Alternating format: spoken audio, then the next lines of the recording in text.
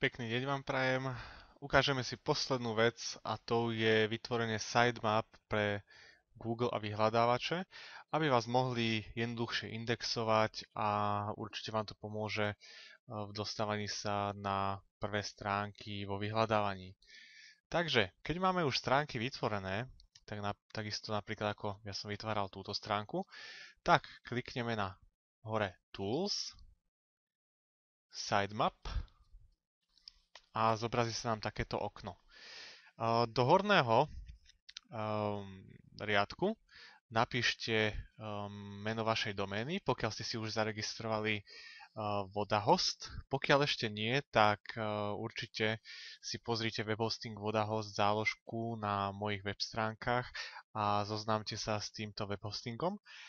Keď už ste dostali všetky prihlasovania a už vlastne máte aj vaše web stránky na internete, tak zadajte cestu k vašej web stránke a stlačte Start Crawler.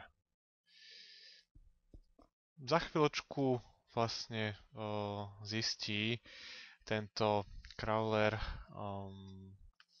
hierarchiu vašej stránky, takže mne vlastne označilo celé menu, ktorá je hlavná stránka, index a tak ďalej. A druhá vec je, stlačíte Publish Sitemap a do folderu public HTML lomeno vaša doména a po zadaní username a hesla a serveru, ktoré dostanete od Vodahostu, ak si zaplatíte webhosting, tak môžete publikovať tento sitemap na váš server. To by sme mali o sitemap, čo sa týka programu Blue Voda. A druhá vec je, potrebujete tento sitemap nahrať takisto do Google pre centrum správcov webu. A tam sa dostanete tak, že dáte www.google.com/webmasters a prihlásite sa do nástrojov správcu webu. Pomocou jednoduchého kroku Google overí platnosť, respektíve majiteľa vašej web stránky, a to ste vy. A následne zvolíte záložku Sitemap a nahráte tam vlastne súbor Sitemap, respektíve Google si ho vyhľadá na stránkach vášho servera, kam mu vlastne zadáte cestu.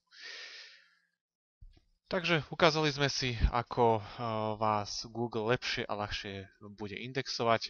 Takisto sa vlastne zoznámite s celým prostredím Google Centrum správcov webu, čiže Webmaster Tools, a kde som túto záložku spomínal v 10 radách, ako vytvárať web stránky, takže určite sa k tomu dostanete. A je to veľmi dobrý nástroj, keď chcete vlastne byť priateľom s Googlom.